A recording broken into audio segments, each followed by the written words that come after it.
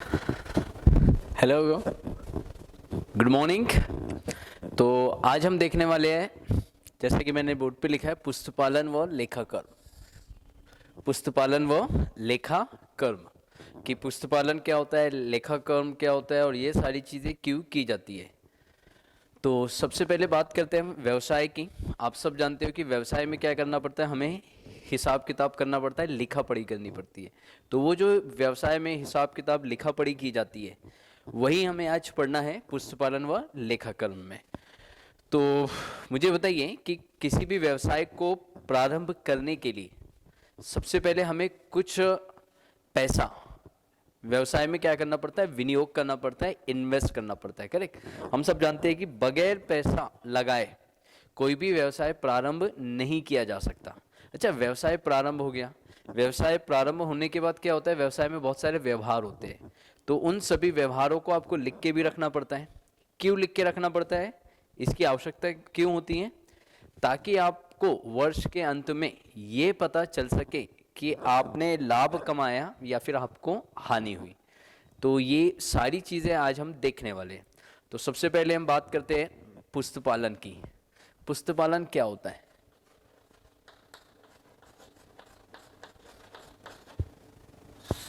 पुस्तपालन क्या होता है? तो सिंपल वर्ड्स में कहूँगा, सामान्य शब्दों में, पुस्तपालन का मतलब होता है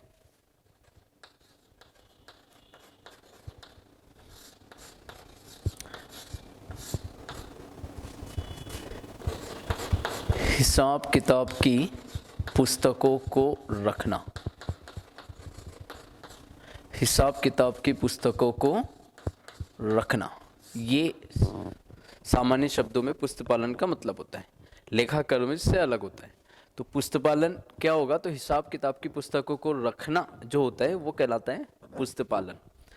मैंने कहा कि क्यों करना ज़रूरी है, ताकि हमें समझ में आए वर्ष के अंत में जब हम लेखे बनाएंगे तब हमें समझ में आना चाहिए कि हमारे व्यवसाय में लाभ हुई या फिर हानि हुई। ठीक है। तो पुस्तपालन का मतलब क्या होता है, हिसाब किताब की पुस्तकों को रखना। अच्छा, जैसे मैंने बताया था कि व्यवसाय प्रारंभ करने के लिए क्या होता है, हमें कुछ ना कुछ पैसा बिजनेस में, व्यवसाय में लगाना पड़ता है। तो वो कहलाता है पूंजी। तो व्यवसाय प्रारंभ करने के लिए हमें सबसे पहले क्या लगाना पड़ेगा, पूंजी। तो पूंजी का मतलब क्या होता है? पूंजी का मतलब होता है व्यवसाय के स्वामी द्वारा, व्यवसाय के स्वामी द्वारा जो पैसा लगाया जाता है,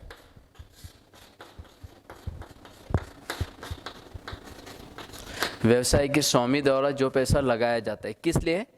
व्यवसाय प्रारंभ करने के लिए। व्यवसाय प्रारंभ करने के लिए,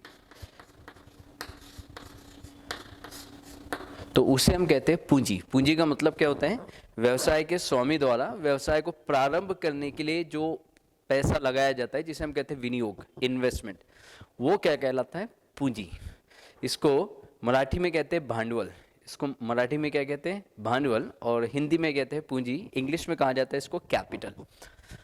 दूसरा जो शब्द है जिसका मतलब आपको समझना है वो है संपत्ति।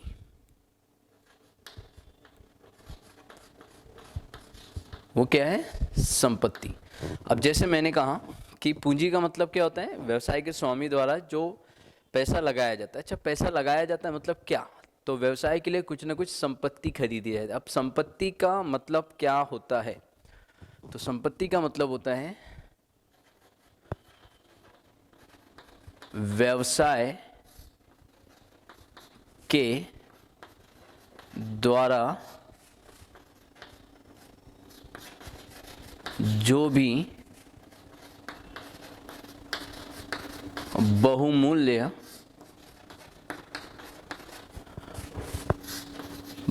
वस्तुएं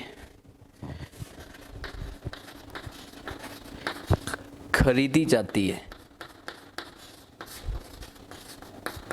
व्यवसाय के द्वारा जो भी बहुमूल्य वस्तुएं खरीदी जाती है, जैसे मैंने कहा मुझे व्यवसाय प्रारंभ करना है, मुझे एक ट्यूशन क्लास स्टार्ट करना है, तो मुझे क्या करना पड़ेगा, कुछ पैसा लगाना पड़ेगा। पहले मुझे फर्नीचर बनवाना पड़ेगा, या तो मुझे ट्यूशन क्लास के लिए एक आधी इमारत बिल्डिंग परचेज करनी पड़ेगी, या फिर एक आधी रूम मुझे रेंट पे लेना पड़ेगा, किराए पे लेना पड़ेगा। मतलब ये सारा क्या करना है, मुझे पहले इन्वेस्ट करना है।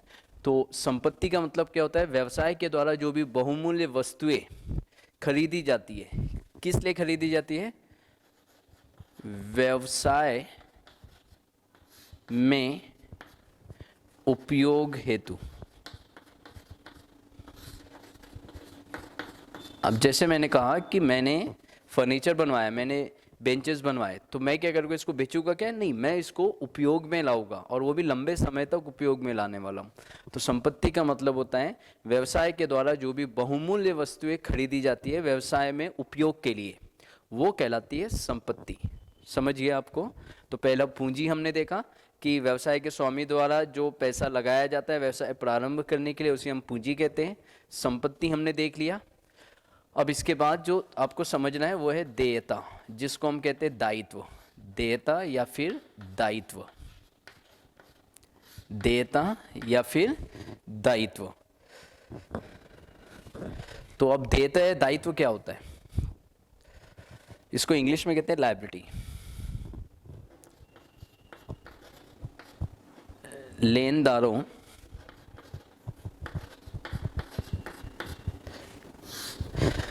देयता या दायित्व, इसको इंग्लिश में क्या कहते हैं, इंग्लिश में इसको कहते हैं लायबिलिटी। तो अब हम देखने वाले हैं लेनदारों का व्यवसाय के विरुद्ध, व्यवसाय के विरुद्ध जो अधिकार होता है,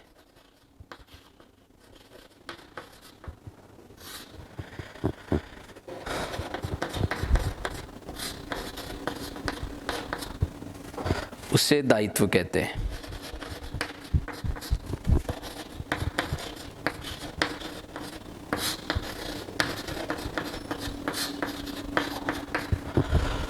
लेनदार, लेनदार मतलब जिन्हें हमें पैसा देना है, व्यवसाय को जिन लोगों को पैसा देना होता है वो कहलाते हैं लेनदार, मतलब जो हमसे पैसा लेने वाले हैं।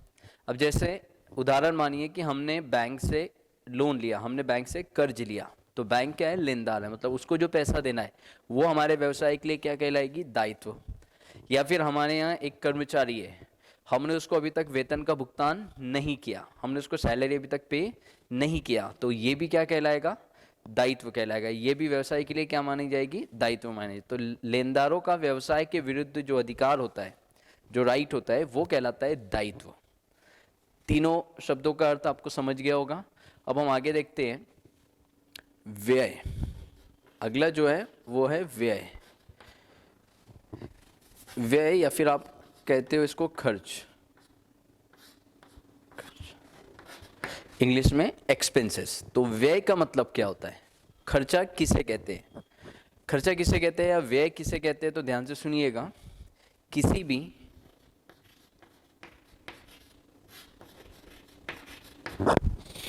वस्तु, किसी भी वस्तु या सेवा प्राप्त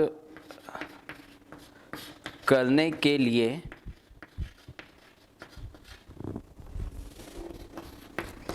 जो भुगतान किया जाता है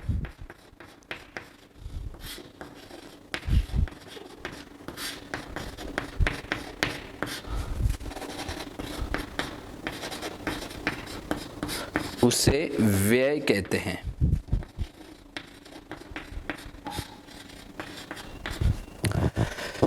क्या लिखा मैंने, किसी भी वस्तु या सेवा को प्राप्त करने के लिए। जैसे उदाहरण मानिए आपने कॉलेज में एडमिशन करवाया, आपने एडमिशन फीस पे करी, तो ये जो एडमिशन फीस है ये आपके लिए क्या है, व्यय है। क्यों, क्योंकि आप वहाँ से सेवा लेने वाले हो। तो किसी भी सेवा या वस्तु को प्राप्त करने के लिए जो भुगतान किया जाता है उस भुगतान को क्या कहा जाता है, व्यय कहा जाता है। दूसरा एग्जाम्पल लीजिए, आपने मोबाइल रिचार्ज करवाया, आपने क्या करवाया, मोबाइल रिचार्ज करवाया, आपने टॉक टाइम डलवाया।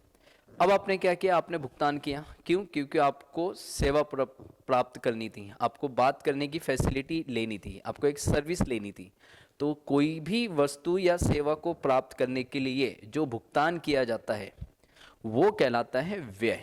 उसके उदाहरण बहुत सारे हो सकते हैं। हमने कर व किराया दिया, हम कहीं रेंट पे रहते हैं, हमने किराया दिया, तो हमने क्या किया, एक वस्तु मतलब एक सेवा ली और उस सेवा के बदले हमने क्या किया, उसको दिया। हमने मकान मालिक जो है, हमारा लैंडलॉर्ड जो है, उसका प्रीमाइसेस, उसका घर हमने यूज़ किया, हमने उसका उपयोग किया, उसका प्रीमाइसेस, उसकी संपत्ति उपयोग करने के बदले हमने क्या किया, उसको भुगतान किया। तो ये जो भुगतान है ये क्या कहलाएगा, व्यय।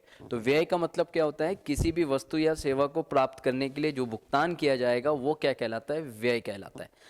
आपके कर्मचारी ने आपको 1 महीने तक की अपनी सेवाएं दी, मतलब आपने क्या की, उसकी सेवा प्राप्त की, उसके बदले आपने उसको पेमेंट किया, भुगतान किया, तो वो क्या कहलाएगा आपके लिए, व्यय कहलाएगा। या कोई वस्तु मैंने खरीदी, कोई भी वस्तु मैंने खरीदी, उस वस्तु को खरीदने के बदले जो मैं भुगतान दूंगा वो क्या कहलाएगा, व्यय।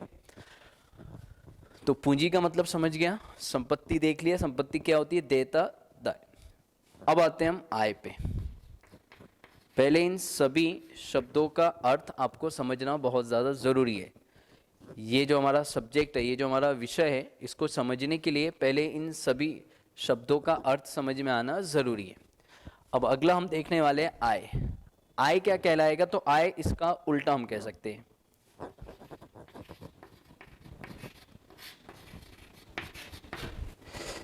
किसी भी वस्तु व सेवा देने के बदले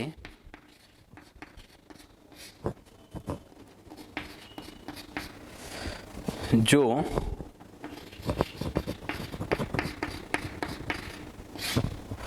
भुगतान प्राप्त होगा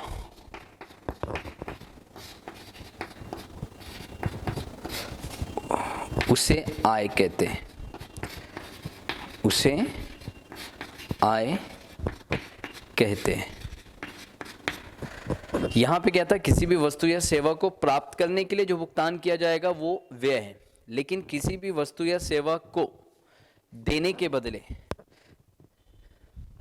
यहां पे क्या था, प्राप्त करना और यहां पे देना, कि कोई भी वस्तु या सेवा हम किसी को प्रदान कर रहे हैं, हम किसी को दे रहे हैं, उसके बदले जो हमें भुगतान मिलेगा वो भुगतान हमारे लिए क्या माना जाएगा, आय माना जाएगा। जैसे मैंने आपको पढ़ाया और आपने फीस दिया, तो ये मेरे लिए क्या है, मेरे लिए आय है। क्यों? क्योंकि मैंने आपको सेवा प्रदान की, मैंने आपको क्या की, सेवा प्रदान की, मैंने आपको फैसिलिटी प्रोवाइड की, उसके बदले आपने मुझे पे किया, उसके बदले आपने मुझे कुछ पैसे दिए, तो वो मेरे लिए क्या मानी जाएगी, आय मानी जाएगी।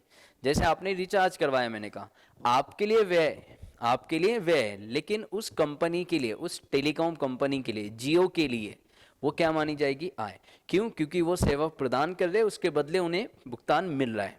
तो कोई भी वस्तु या सेवा प्रदान करने के बदले विरुद्ध जो हमें भुगतान मिलेगा उसे हम क्या कहते हैं, आय कहते हैं। तो ये सभी शब्दों का अर्थ आपको समझ में आना चाहिए, तब आपको पुस्तपालन व लेखाकरण समझेगा कि अकाउंटिंग क्या होती है, बुक कीपिंग एंड अकाउंटेंसी हम किसे कहते हैं।